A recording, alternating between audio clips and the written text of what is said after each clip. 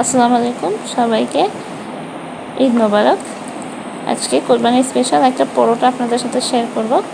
আগামীকাল কোরবানি, সবার বাসায় অনেক রকম মাংস রান্না হবে। তো মাংস দিয়ে খাওয়ার জন্য একটা স্পেশাল আলু পরোটা আমি এখানে দেখাচ্ছি। আগে আটাটা সুন্দর করে মুছে নিতে হবে। এরপরে এখানে আলু সিদ্ধ করে এর সাথে পেঁয়াজ কুচি, একটু শুকনো মরিচ তেলে নিয়ে, সরিষার তেল দিয়ে, এর সাথে ধনিয়া পাতা দিয়ে সুন্দর করে একটা ভর্তার মতো করে ফেলতে হবে।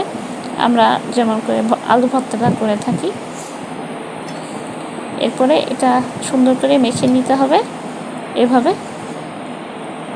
এরপরে যেটা করতে হবে, ওই যে আটাটা মুখে নিয়েছিলাম ওটাকে সুন্দর করে একটা পরোটার মতো বা অথবা একটা গোল রুটির মতো করে বেলে নিয়ে এটার ভিতরে এই আলুর পুরটা দিয়ে এভাবে সুন্দর করে চারকোনাভাবে পরোটার একটা শেপ করে নিতে হবে।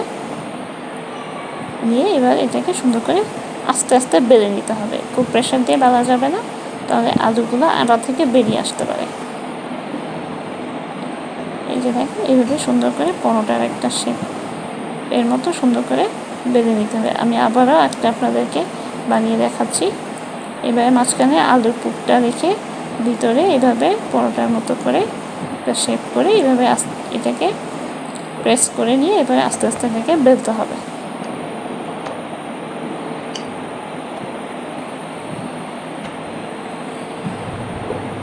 এই যে আমাদের বেলা হয়ে গেছে।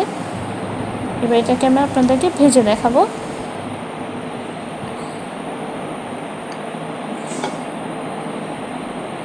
কড়াইতে একটু পরিমাণ তেল দিয়ে এইভাবে পরোটাটা সুন্দর করে আস্তে আস্তে যেমন ভাজতে হয় আর কি, এবার এটাকে ভেজে নিতে হবে।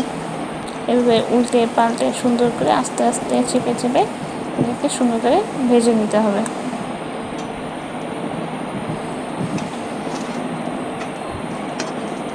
দেখেন কত সুন্দর একটা কালার চলে আসছে।